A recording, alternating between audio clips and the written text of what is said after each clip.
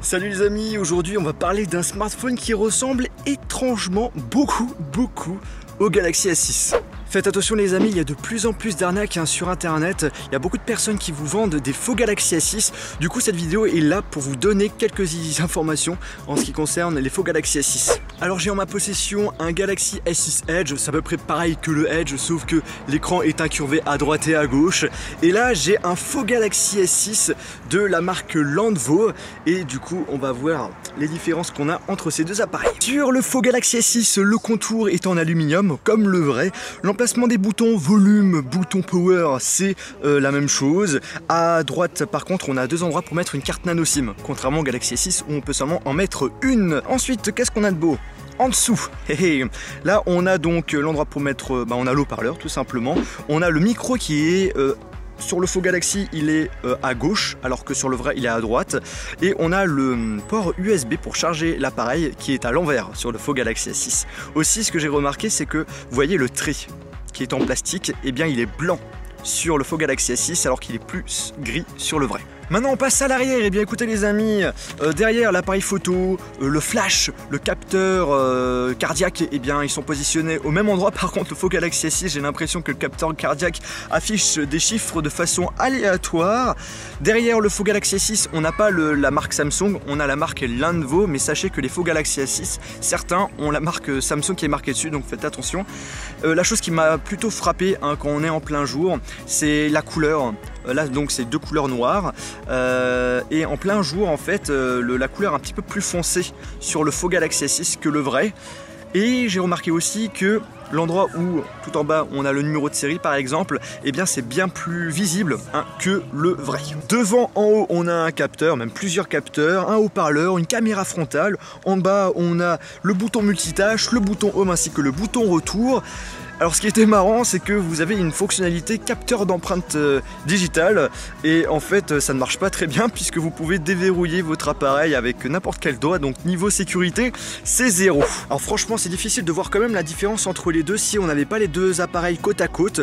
Ce qu'il faut se dire, c'est que la chose qui m'a plutôt frappé quand j'ai eu les deux téléphones en main, eh bien c'est que le faux Galaxy S6 était quand même plus lourd et également plus épais. Aussi je tiens à préciser que la finition est loin d'être super bonne sur le faux Galaxy S6 contrairement au vrai Galaxy S6, puisque j'ai l'impression, même c'est pas une impression, c'est le cas, la coque arrière est en train, la partie arrière qui est en plastique et non en verre contrairement au vrai Galaxy S6, j'ai l'impression que c'est en train de se décoller, donc ça c'est vraiment dommage. Alors grosse blague aussi, on nous indique qu'on a 16 mégapixels à l'arrière, 5 mégapixels devant, et bien c'est une vraie blague tout simplement parce que la qualité photo ainsi que vidéo n'est pas du tout la même que le vrai Galaxy S6.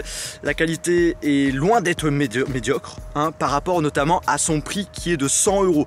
Donc pour 100 € je trouve que la qualité est plutôt correcte. Pareil pour l'écran, c'est pas du tout la même chose. On a déjà un écran 5 pouces alors que sur le vrai Galaxy S6 c'est 5,1 pouces, donc 0,1 pouce. En fait c'est pas, on a du mal à voir la différence, mais là on voit largement la différence, c'est la qualité d'image. Là sur le faux Galaxy S6 on a un écran HD, donc c'est assez dépassé, et alors que sur le vrai Galaxy S6 on a un écran Quad HD, donc une résolution juste de malade.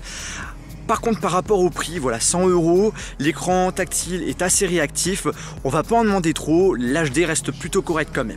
Au niveau des caractéristiques, c'est pas pareil que le vrai Galaxy S6, ça aurait été trop beau. On a un processeur 4 cœurs, 1,3 GHz, 1 Go de RAM, 16 Go en mémoire interne, on peut pas rajouter de la mémoire, ça c'est dommage.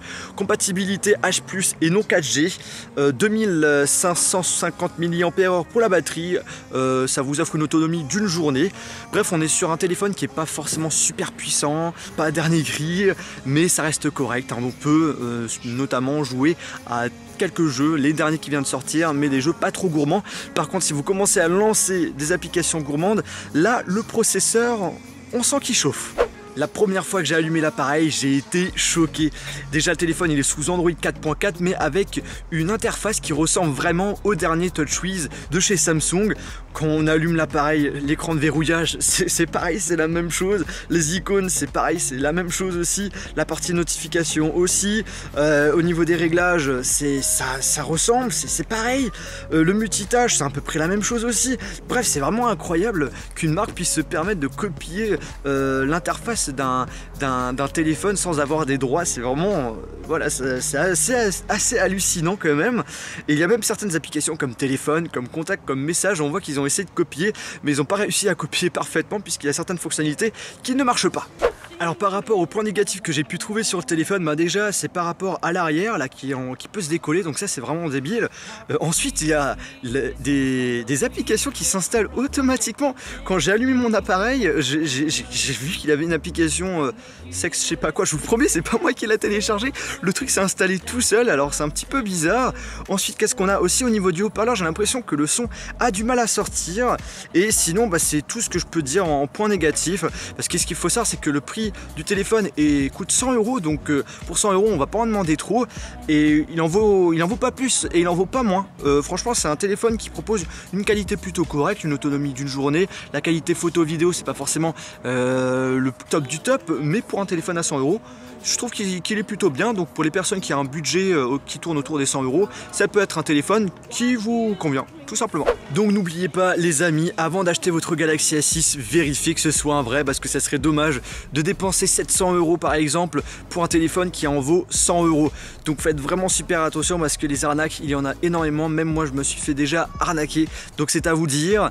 Pour les personnes qui sont éventuellement intéressées par ce téléphone, qui veulent avoir plus d'informations, parce que je sais qu'il y en a toujours des personnes qui me disent ah où on peut l'acheter, et bien écoutez, je vous mettrai plus d'infos dans la description de la vidéo. Sur ce les amis, j'espère que cette vidéo vous a plu, n'hésitez pas à la partager à vos amis, et sur ce les Jolowers, on se retrouve dans une prochaine vidéo iOS ou Android.